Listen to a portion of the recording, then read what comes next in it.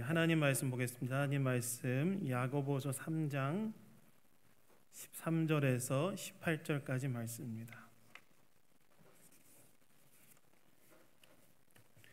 야고보서 3장 13절에서 18절까지 말씀.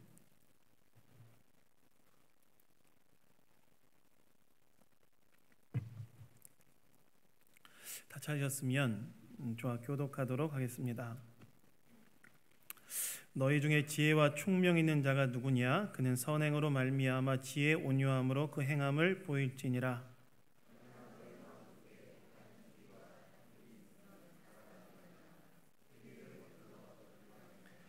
이러한 지혜는 위로부터 내려온 것이 아니요 땅 위의 것이요 정욕의 것이요 귀신의 것이니 오직 위로부터 난 지혜는 첫째 성결하고 다음에 화평하고 관용하고 양순하며 긍휼과 선한 열매가 가득하고 편견과 거짓이 없나니 화평하게 하는 자들은 화평으로 심어 의의 열매를 거두느니라. 아멘. 진정한 지혜를 추구하라 라는 제목으로 하나님 말씀 나누기 원합니다. 여러분, 사람은 누구나 다 지혜자가 되기를 원합니다. 사람은 한 사람도 빠짐없이 자기가 어떤 사람이 되기를 원하냐면 지혜 있는 사람이 되기를 원한다는 거예요. 사람이 지혜 있는 자가 되기를 원하는 이유는 무엇이냐면 참된 지혜를 얻으면 자신의 삶이 풍요롭게 될 것이라는 기대가 있기 때문이죠. 그러니까 진정한 지혜, 참된 지혜를 내가 얻게 되면 그 지혜가 나를 풍요롭게 할 것이라는 그 기대가 있기 때문에 우리는 누구나 다, 사람은 누구나 다 무엇이 있기를 원하냐면 진정한 지혜자가 되기를 원한다는 거예요. 여러분, 실제로 성경에서도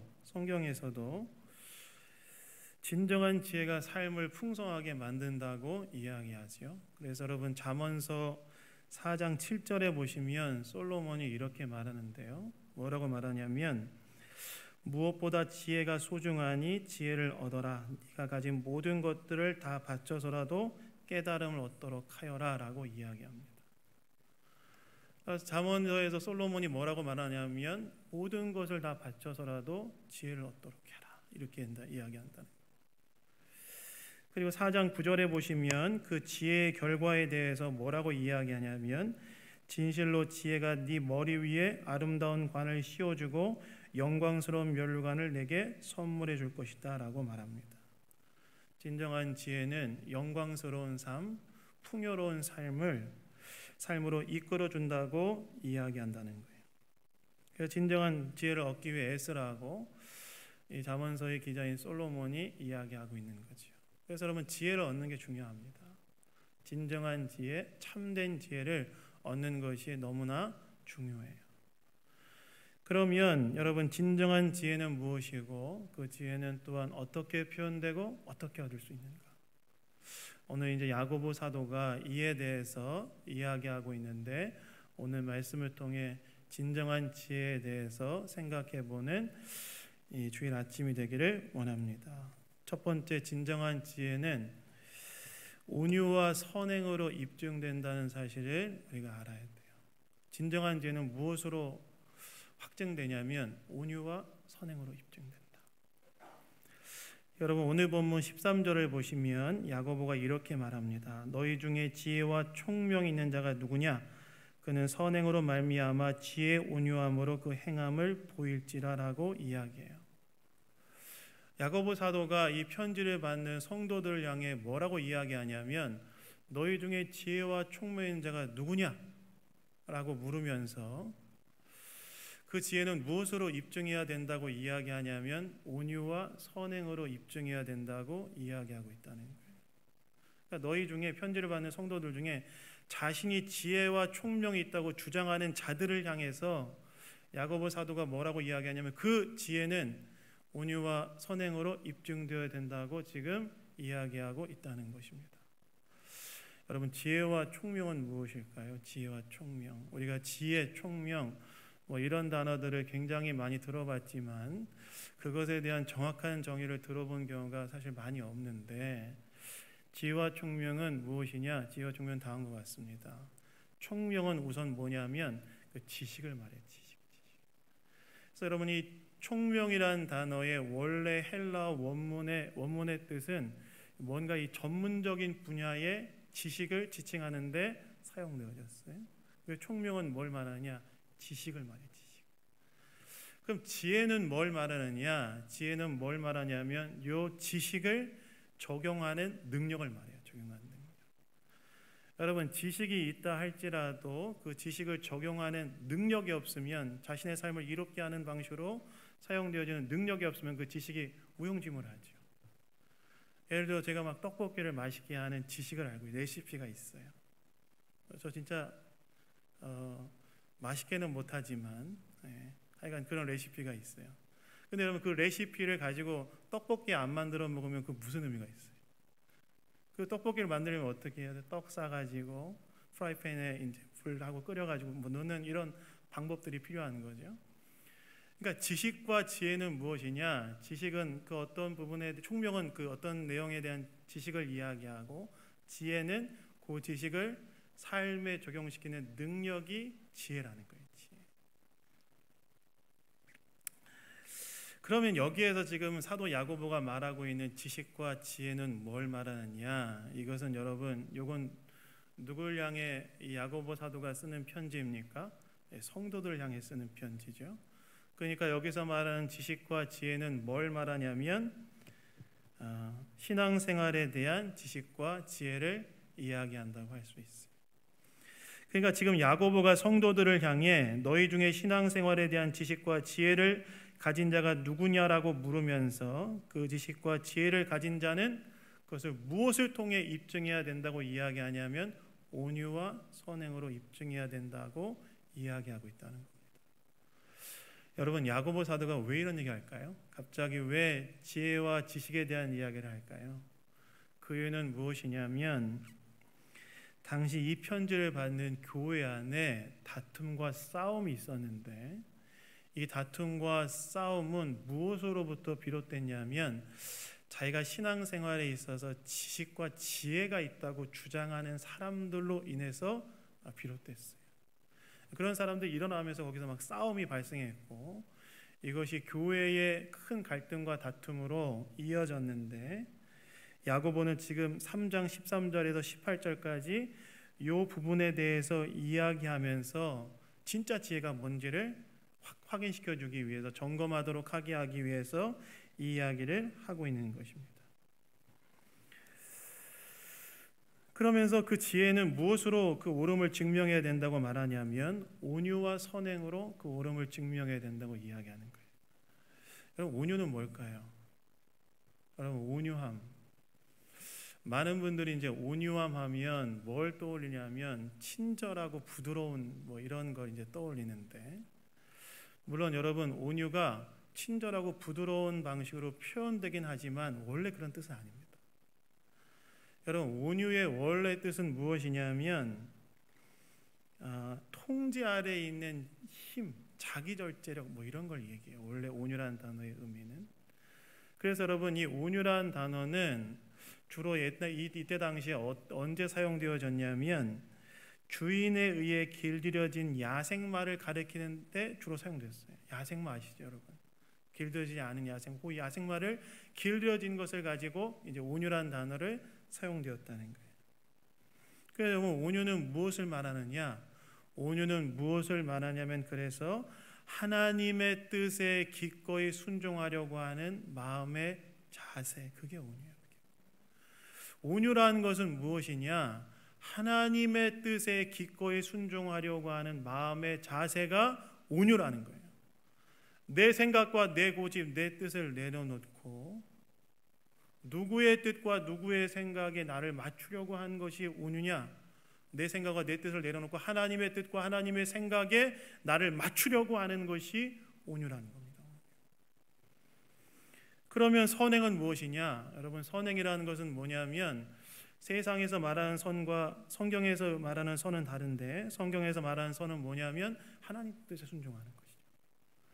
그러니까 누군가 자신이 지혜가 있다고 주장하는 사람들은 그 지혜를 무엇으로 입증해야 된다고 이야기하냐면 마음에 내 생각과 내 고집을 내려놓고 하나님의 생각과 하나님의 뜻에 자신을 맞추려고 하는 그 마음의 자세와 그에 근거한 하나님의 뜻에 순종하는 삶으로 내가 정말 지혜가 있다는 것을 입증해야 된다라고 야고보가 이야기하고 있다는 거예요.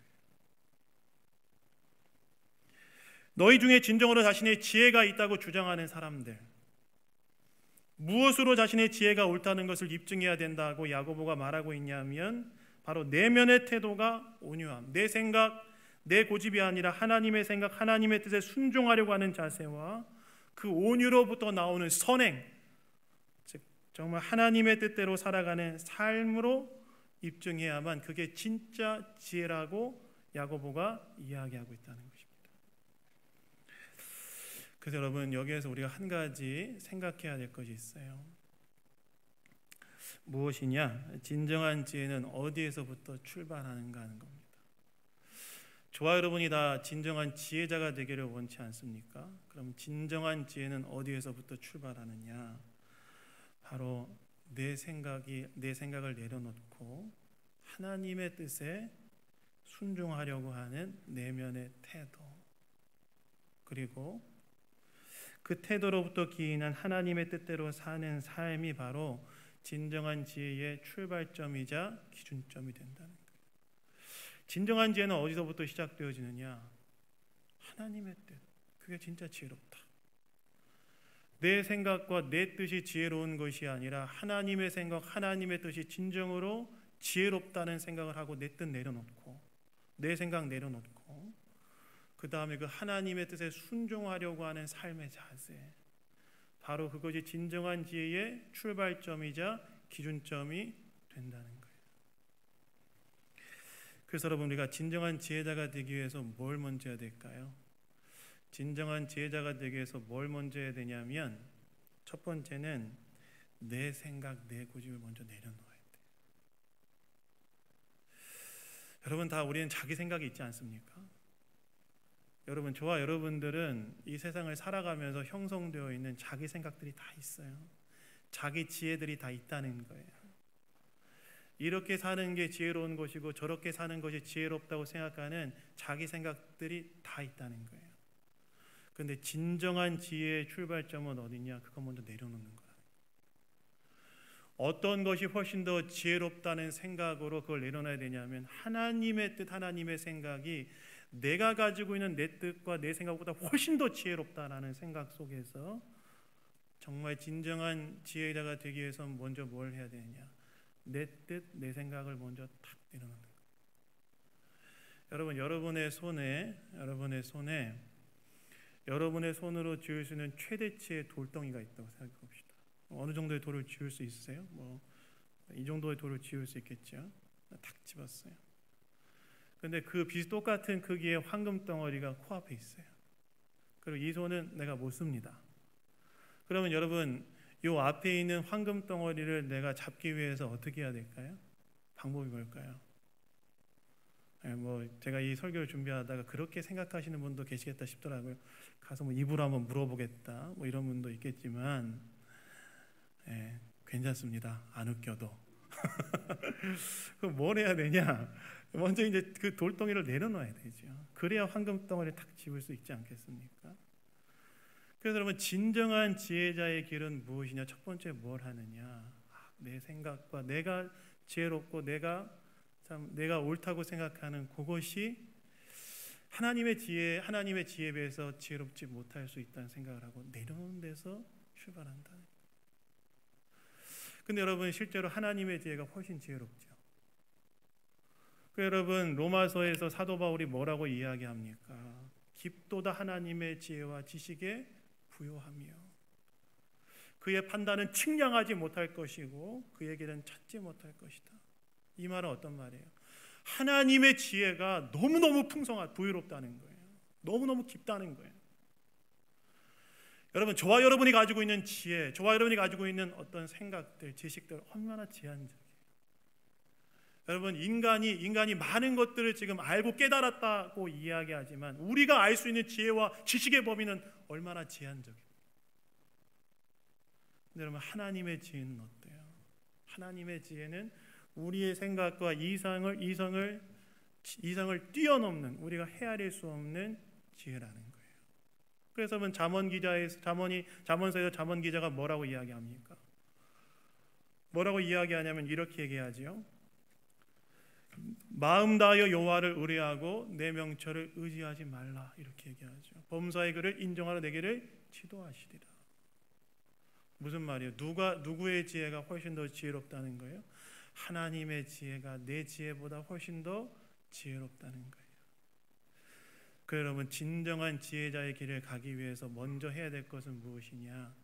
내 생각과 내 판단과 내 어떤 생각을 딱 내려놓는 시작하는 거예요. 하나님의 지혜가 훨씬 더 지혜롭다. 그래서 사도 야고보가 뭐라고 이야기합니까? 너희 중에 지혜가 있다고 주장하는 자는 무엇으로 먼저 너희 지혜가 있음을 입증해야 된다고 이야기하냐면 온유함으로 입증해야 된다고 이야기하는데, 그 온유함은 무엇이냐? 하나님의 뜻이 훨씬 더 지혜롭다는 사실을 인정하고 받아들이려고 하는 내면의 태도. 이게 진짜 지혜자라는 사실을 입증하는 거라는 거예요. 여러분, 오늘 저와 여러분의 마음은 어떻습니까? 오늘 저와 여러분의 중심과 심령은 어때요? 정말 지혜자의 마음을 갖고 있습니까? 세상에서 이야기하는 그 수많은 생각들, 지식들, 내가 세상에서 얻었던 수많은 생각들, 지식들, 그것보다 하나님의 지혜가 훨씬 더 지혜롭다는 사실을 기억하고 그 뜻에 순종하려고 하는 마음의 자세를 갖고 있습니까? 그게 있어야 된다. 거기가 바로 진정한 지혜의 출발점이라는 거예요. 그래서 여러분, 잠언서에 보시면 잠언 기자인 솔로몬이 뭐라고 해야 됩니까? 진정한 지혜는 뭐라고 얘기하죠? 여호와를 경외하는 것이 진짜 지혜의 근본이다. 진정한 지혜의 출발점은 뭐냐? 하나님을 인정하고 그분이 진정한 지혜자라는 사실을 인정하고 내 생각을 내려놓고 하나님의 뜻에 나를 맞추려고 하는 그 마음의 자세가 진정한 지혜자의 길의 출발점이다라고 이야기하죠. 그래서 여러분, 저와 여러분의 마음이 진정한 지혜자로의 삶을 살기 위해서 먼저 탁 내려놓고 하나님이 훨씬 지혜로우시다라는 생각 속에서 탁 내려놓고 그분의 뜻에 순종하려고 하는 마음의 자세를 먼저 갖는 은혜가 있기를 예수님 이름으로 축원합니다. 근데 그때 여러분, 그때 우리가 진정으로 행복의 길을 갈 수 있는 거예요. 내 생각과 내 지혜가 옳다고 생각하는 방식으로 따라가면 그게 행복할 것 같지만 그렇지 않다는 거예요.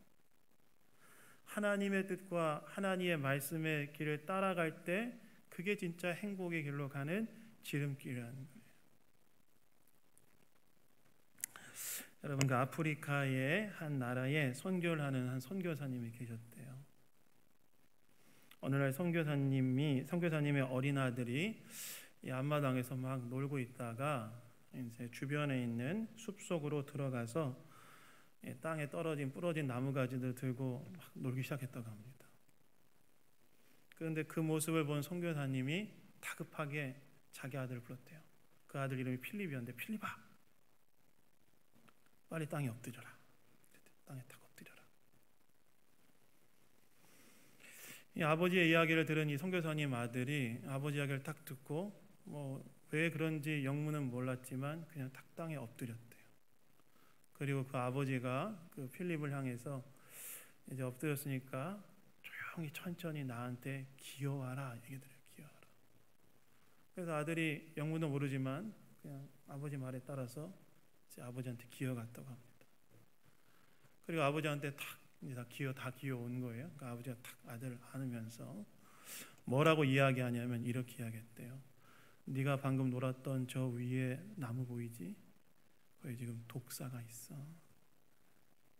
내가 그래서 너로 하여금 그 독사에게 물리지 않도록 하기 위해서 빨리 땅에 엎드리고 나한테 기어오라고 이야기하는 거야. 여러분, 저는 여기 되게 중요한 교훈이 한 가지가 있다고 생각해요. 그게 뭐냐면, 만약에 아들이 거기에서 우리는 그럴 수 있죠. 왜요? 저희 집 애들이 요즘 그럽니다. 뭐 이렇게 하라고 하면 왜요? 요즘 이러고 있는데 왜요? 뭐 이런다거나 아니면 무슨 일인데요? 이렇게 되물으면서 만약에 그거에 그냥 가만히 있었다면 어떻게 됐을까요? 독서의 물의 가능성이 높았겠죠. 근데 아버지의 말에 딱 순종해서 딱 기어서 따라갔을 때 어떻게 합니까? 위험에서 벗어난 거 아니겠습니까? 마찬가지라는 거예요. 진정한 지혜는 무엇이냐? 진정한 지혜자의 삶이란 무엇이냐? 나의 뜻과 내 생각과 내 고집을 내려놓고 하나님의 뜻이 진짜 지혜로운 것이다 라는 사실을 기억하고 그 뜻에 먼저 순종하려고 하는 것. 그것이 바로 진정한 지혜자의 길이라는 거예요. 그래서 여러분 오늘 한번 내 마음을 돌아보시기 바랍니다. 나는 어떤 마음으로 살고 있는가? 나는 어떤 지혜를 추구하고 있는가? 세상에 이야기하는 그 어떤 지혜보다 하나님의 지혜가 진정으로 지혜롭고 내 삶을 진정으로 행복하게 만드는 길이라는 사실을 기억하시고 하나님의 뜻을 먼저 추구하려고 하는 자세를 가진 내면의 태도를 가진 저와 여러분 되기를 예수님 이름으로 축원합니다. 그런데 여러분 오늘 본문을 보시면 이렇게 진정한 지혜는 온유와 선행으로 입증된다고 이야기한 야고보가 이제 14절부터 18절까지는 두 가지 지혜를 비교해서 설명하기 시작해요. 첫 번째는 위로부터 내려오지 않은 지혜, 즉 이 땅의 지혜를 말하고, 두 번째는 위로부터 난 지혜, 즉 하나님의 지혜를, 하늘의 지혜를 이야기합니다. 그러니까 진정한 지혜는 온유와 선행으로 입증된다고 이야기한 다음에 지금 지혜에 대해서 두 가지를 비교하면서 설명을 하기 시작하는데 야고보가 첫 번째는 이 땅의 지혜, 두 번째는 하늘의 지혜에 대해서 이제 이야기한다는 거예요. 왜 야고보가 이 두 가지 지혜를 이 편지를 받는 성도들에게 제시하고 있을까요? 그 이유는 무엇이냐면 자신의 지혜를 돌아보고 참된 지혜를 추구하도록 하게 하기 위해서였겠죠. 그래서 야고보는 먼저 무엇에 대해 이야기합니까? 먼저 무엇에 대해 이야기하냐면 위로부터 내려오지 않는 지혜, 즉 땅 위의 지혜에 대해서 14절부터 16절까지 이야기하는데 우리 14절부터 16절 한번 다 같이 한번 읽어볼까요? 우리 읽겠습니다. 시작. 그러나 너희 마음속에 독한 시기와 다툼이 있으면 자랑하지 말라. 진리를 거슬러 거짓말하지 말라. 이러한 지혜는 위로부터 내려온 것이 아니요 땅 위의 것이요 정욕의 것이요 귀신의 것이니 시기와 다툼이 있는 곳에는 혼란과 모든 악한 일이 있음이라. 야고보가 지금 땅 위의 지혜, 하나님으로부터 오지 않은 지혜에 대해서 먼저 이야기하는데 그 지혜의 특징이 있다는 거예요. 그 지혜의 특징의 첫 번째는 뭐냐면 마음속에 독한 시기와 다툼으로부터 비롯된다는 거예요. 여러분, 이 독한 시기와 다툼은 뭘 말할까요? 독한 시기와 다툼. 독한 시기와 다툼은 이렇게 원래 의미는 이렇게 번역될 수 있어요. 뭐냐면 이 다툼이란 것은 이기적인 야심을 말해요. 이기적인 야심. 그 다음에 독한 시기는 파괴적인 질투를 말합니다. 그러니까 이 세상의 지혜, 땅 위의 지혜는 무엇에 비롯되냐면 이기적인 야심에 근거한 파괴적인 질투에서부터 시작된다는 거예요. 그러니까 자신을 높이려고 하는 그런 마음의 자세에서부터 타인의 감정과 유익에 전혀 신경 쓰지 않은 파괴적인 질투로부터 이 땅 위의 지혜가 비롯된다는 거예요. 다시 말해서 이 땅의 지혜의 목적은 무엇이냐? 자신을 높이는 거예요. 자신을 높이는 거예요. 그리고 이 땅의 지혜는 어떻게 표현된다고 이야기합니까? 14절에 보시면 자랑하지 말고라고 나와 있는데 이 말은 어떤 말이냐면 이 땅의 지혜는 자랑하는 것으로 표현된다는 거예요. 이 자랑한다는 말은 이제 교만하다라는 그런 뜻인데 이거는 비교 의식을 밖으로 표현해서 자신을 높이고 상대방을 비하하는 방식으로 표현된다는 거예요.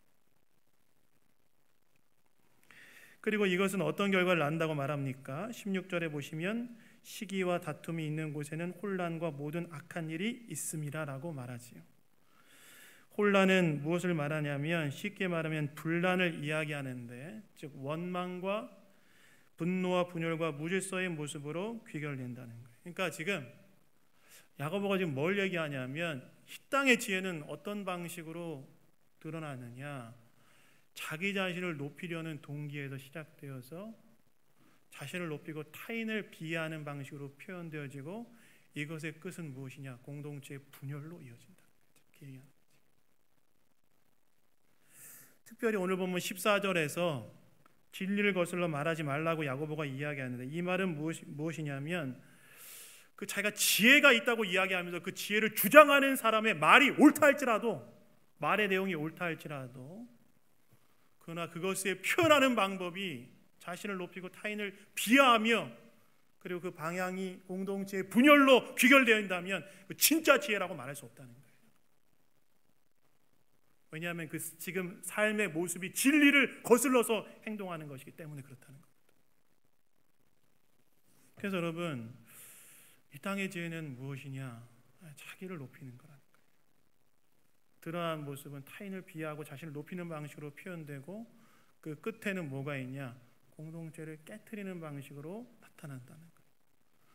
반면에 여러분, 오늘 본문을 보시면 진짜 지혜의 특징에 대해 나오는데, 그것이 바로 17절부터 18절에 나오지요.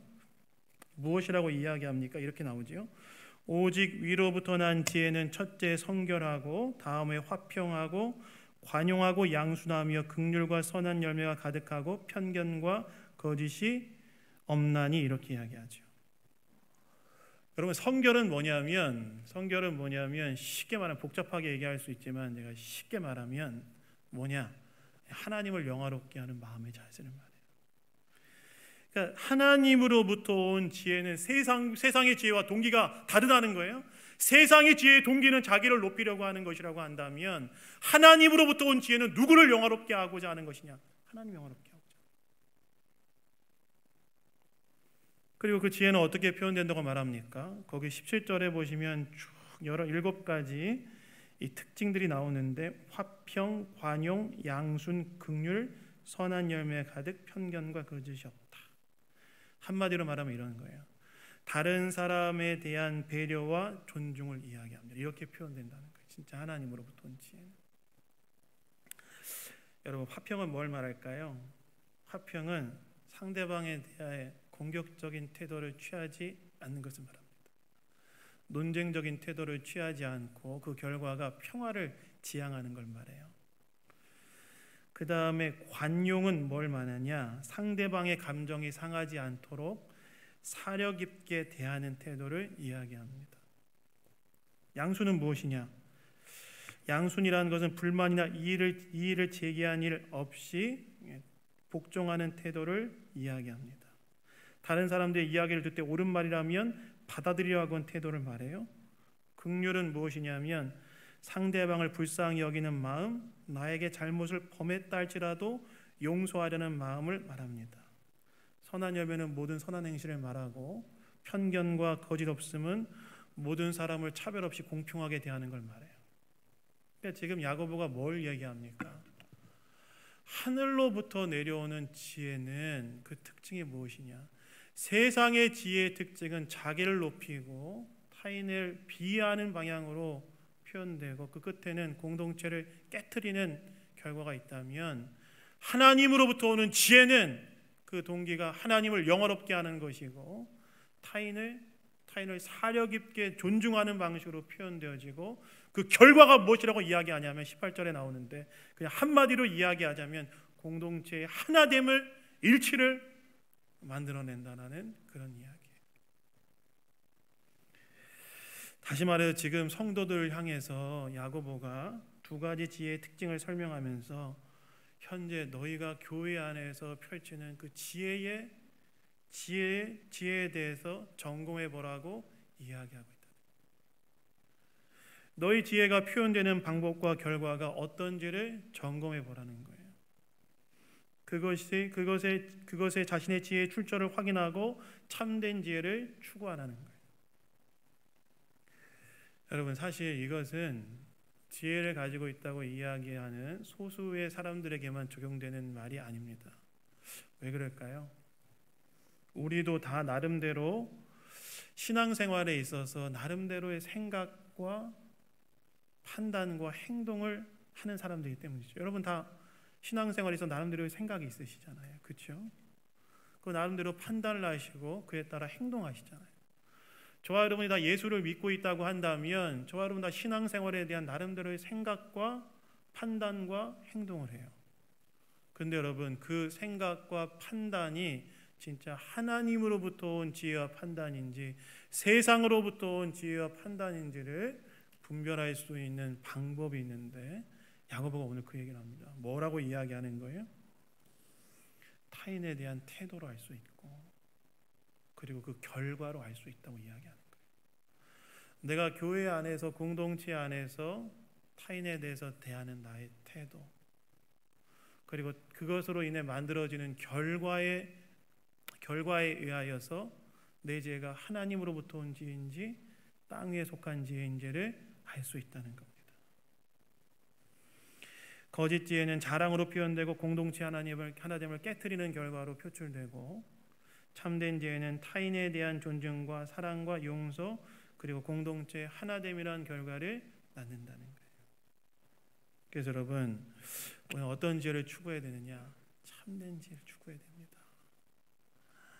저와 여러분이 가지고 있는 지혜가 지혜의 방향이 하나님을 영화롭게 하는 것이고 표현하는 것은 타인을 존중하고 배려하는 방식으로 표현되어지고 그 지혜가 쓰여진 결과가 공동체의 하나됨으로 귀결되고 있는지를 점검해 봐야 돼요.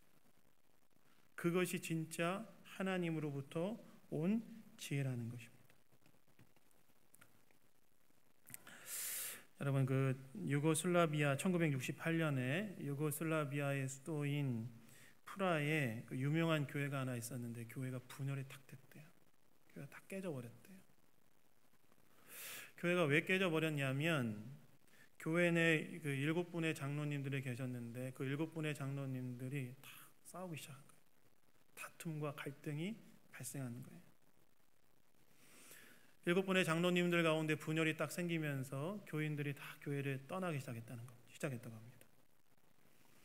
그런데 그중 한 장로님이 기도 중에 회개하면서 자신이 잘못했음을 깨닫고 다른 장로님들 다 찾아가서 용서를 구했다고 합니다. 그래서 이로 인해서 7분의 장로님들이 다시 하나로 탁 모이고 화목하게 되고 흩어진 교인들이 다시 모이기 시작했대요. 그러다가 이 유고슬라비아가 이제 소련에 넘어가게 되면서 소련의 비밀 첩보 기관인 KGB 아시죠? 지금은 KGB가 없어졌겠죠? 소련이 없어졌으니까. 근데 KGB가 유고슬라비아 안에 있는 교회를 다 없애버리기 위해서 교회 리더들을 회유하기 시작했는데 이 분열됐다가 회복된 교회만이 회유가 안 되는 거예요. 그래서 여러 가지 방법을 통해서 이 교회를 다시 이제 없애려고 애를 썼는데 없애지를 못하는 거예요. 그래서 그 KGB에 있는 첩보기관의 첩보원들이 7장로를 각각 따로 불러서 서로를 모함하더라라고 이야기하면서 이제 서로를 이간질하는 그런 이제 획책을 했어요. 근데 놀랍게도 7분의 장로님들이 뭐라고 이야기했냐? 내 형제는 그런 악성 루머를 나에 대해 퍼뜨렸다는 사실을 믿을 수 없으며 혹시 그렇다 할지라도 나는 내 형제를 용서하겠습니다. 그러면서 이 KGB가 어떻게 이 교회가 하나로 뭉쳐질 수 있었는가 질문했다고 해요. 이것은 무슨 말일까요? 저는 이 교회가 하나님으로부터 오는 지혜로 세워져 있었기 때문이라고 생각해요. 하나님을 영화롭게 하고 타인을 정말 용서하고 사려 깊게 대하려고 하고 하나됨을 지향했기 때문에 교회가 그런 상황 속에서도 분열되지 않고 하나 되어 갈 수 있었다. 그래서 여러분 진정한 지혜는 교회 안에서 발휘되어야 될 진정한 지혜는 무엇이냐? 하나님을 영화롭게 하는 동기로 상대방에 대한 존중과 사랑과 용서를 통하여 하나됨을 지향한다. 그래서 여러분, 내가 지금 교회에서 신앙생활을 하면서 가지고 있는 지식과 판단에 근거하여 이야기되어지는 어떤 말들이, 행동들이 어떻게 표현되고 있는지를 돌아봐야 돼요. 그 결과가 하나됨을 지향하고 있는지를 돌아봐야 돼요. 그것이 진짜 지혜라는 거예요. 하나님으로부터 온 지혜이고, 거짓 지혜는 무엇이냐? 거짓 지혜는 자기를 높이려 하는 태도를 가지고 공동체 하나님을 깨트리는 방식으로 표출된다. 여러분, 내 지혜를 돌아보시고 하나님 안에로 참된 지혜를 추구해 가시는 저와 여러분 되기를 예수님 이름으로 축원합니다. 근데 진정한 지혜를 얻기 위해 우리가 뭘 해야 되냐? 그냥 딱 한 가지만 하고 제가 빨리 마치도록 하겠습니다. 진정한 지혜를 얻기 위해서 오늘 본문이 한 가지 힌트를 주는데요. 바로 이 하나님과의 관계 속에 우리가 깨어서 헌신되어 있는 거예요. 개인들이 매일매일의 삶 속에서. 오늘 본문 17절부터 18절에 보시면 많은 덕목들이 나오는데, 여러분 이거 어디서 많이 본 덕목들 아닙니까? 어디서 주로 봤어요? 갈라디아서 5장 22절 23절에 보시면 나오는 성령의 열매들의 덕목과 거의 합치하지요. 이 말은 어떤 말이냐면, 우리가 진정한 지혜를 얻기 위해서 우리가 무엇을 해야 되느냐? 하나님과의 관계 가운데 헌신되어서 그분의 성령께서 나를 다스리도록 매일 날 내어드릴 때, 거기에서 우리가 진정한 지혜를 얻을 수 있다는 것입니다. 그래서 여러분, 이 존 메가더라는 미국의 개혁주의 유명한 설교자가 있는데, 이분이 이 부분을 이렇게 해설했어요. 제가 읽겠습니다. 들어보세요. 신적 지혜에 속한 미덕은 성령의 열매와 같으므로 성령님이 나를 위해 일하시도록 계속해서 하나님과의 관계 가운데 헌신되어 있는 것이 진정한 지혜자로 가는 지름길이다. 여러분, 진정한 지혜가 되어 어떻게 해야 되느냐? 매일 하나님 앞에 나아가는 거예요. 매일 하나님과 교제하는 거예요.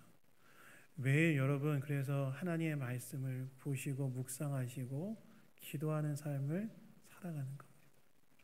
바로 거기에서 우리는 진정한 지혜를 길러낼 수 있는 거예요. 여러분, 하나님께서는 우리가 진정한 지혜자가 되기를 원하십니다. 진정한 지혜의 출발점은 어딜까요? 먼저 내 생각 탁 내려놓는 거예요. 하나님의 지혜가 나보다 훨씬 더 지혜롭다는 사실을 알고 내 생각을 내려놓고 하나님의 지혜에 순종하려고 하는 마음의 자세, 거기가 바로 진정한 지혜의 출발점이고, 진정한 지혜의 특징은 타인에 대한 존중과 공동체의 하나됨으로 연결된다는 사실을 기억하고 내 지혜가 과연 무엇으로 표현되고 있는지를 점검하시고, 또 진정한 지혜를 얻기 위해서는 하나님과의 관계 속에 깨어 있어야 된다는 사실을 기억하고 헌신하며 살아가는 삶입니다. 여러분, 이것을 통해서 저와 여러분이 진정한 지혜를 얻는 성도들 되기를 예수님 이름으로 축원합니다. 잠깐 기도하겠습니다.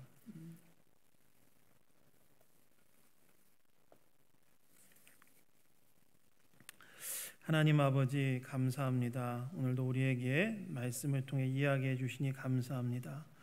우리가 이 땅의 지혜가 아니라 하나님의 지혜를 추구하는 자들 되게 하시고, 이를 통하여 하나님을 영화롭게 하는 자들로 세워져 갈 수 있도록 인도하여 주시옵소서. 내 생각과 고집을 내려놓고 하나님의 지혜에 나를 맞추는 자들 되게 하시고, 또 하나님 내 지혜가 어떻게 표현되고 있는지를 돌아보고 점검하게 하시며 하나님 참된 지혜를 우리 삶으로 세워가는 자들 될 수 있도록 역사하여 주시옵소서. 모든 것 주님께 감사드리며 우리를 구원하신 예수님 이름으로 기도드렸습니다. 아멘.